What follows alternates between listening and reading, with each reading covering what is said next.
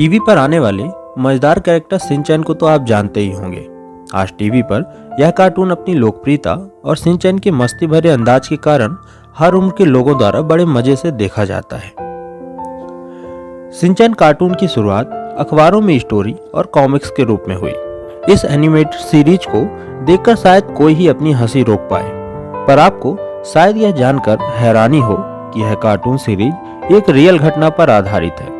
आज हम आपको जो कहानी बताने जा रहे हैं, यह देखने के बाद आप शायद इस कार्टून को दोबारा उसी भाव से ना देख पाएं, क्योंकि इनकी कहानी टीवी में जितनी मजेदार लगती है, रियल में यह उतनी ही दर्दनाक है। यह बात आज से लगभग 50 साल पुरानी 1970 के दशक की है। जापान के एक छोटे से शहर में एक परिवार रहता था। इस परिवार में पति पत्नी और उनके 2 बच्चे थे। परिवार के मुखिया का नाम हिरोशी और उनकी पत्नी का नाम मिसाई था। हिरोशी और मिसाई के बेटे का नाम शिनचैन और छोटी बेटी का नाम हिमावारी था। उनके साथ उनका एक प्यारा पपी भी था जिसका नाम था सीरो। शिनचैन बहुत ही शरारती बच्चा था। वह अपने स्कूल में टीचर्स को बहुत परेशान करता था। वह अपना होमवर्क भी कभी टाइम पर नहीं करता, बस दिन भर शैतानियां करता। लेकिन वह जितनी मस्ती करता, उसमें समझदारी उससे भी ज्यादा थी।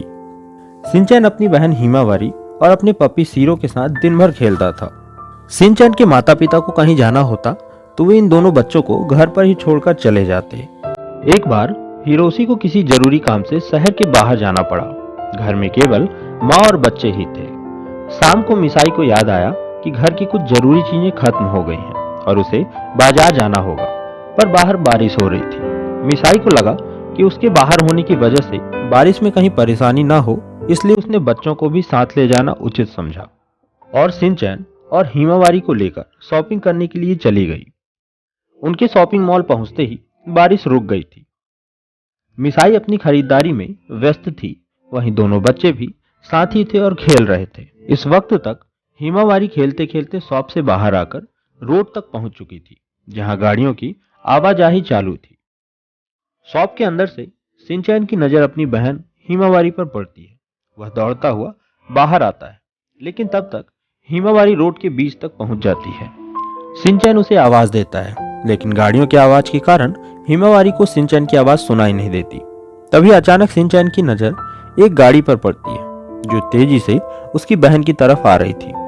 वह तेजी से हिमावारी की तरफ दौड़ता है, लेकिन वह अपनी बहन को बचा न सका और उस गाड़ी की टक्कर से दोनों की मौत हो जाती है। इस घटना के बाद शिनचैन की मां मिसाई को बहुत दुख होता है। वह डिप्रेशन में चली जाती है।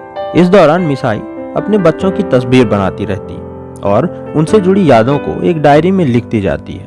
इस तरह कई साल बीतने के बाद एक दिन इस घटना के बारे में जापान के एक फेमस कार्टूनिस्ट योशितो उसुई को जानकारी मिली।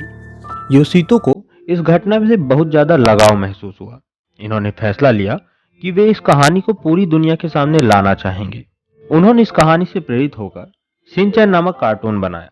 इस कार्टून की लोकप्रियता पूरे दुनिया में हुई। बच्चों के बीच तो इसकी दीवानगी देखते बनती है।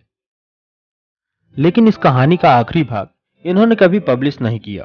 उनका मानना है कि इस कहानी के आखिरी भाग को देखकर बच्चों के मन में बुरा असर पड़ेगा और इसे देखकर उन्हें दुख पहुंचेगा। इसी वजह से इसका आखिरी एपिसोड आज तक कहीं नहीं दिखाया गया। शिनचैन की ये कहानी देखकर आपको भी दुख तो जरूर होगा कि जिस कार्टून कैरेक्टर की वजह से आप इतना हंसते हैं, खिलखिलाते हैं, उसकी सच्चाई बहुत ही दर्दनाक है। कैसी लगी आपको इस रियल शिनचैन की कहानी? कमेंट बॉक्स पे जरूर बताइएगा। मैं मिलता हूं ऐसे ही किसी नए वीडियो के साथ। तब तक के लिए वीडियो को लाइक, शेयर और चैनल को सब्सक्राइब करना मत भूलिएगा। Thank you.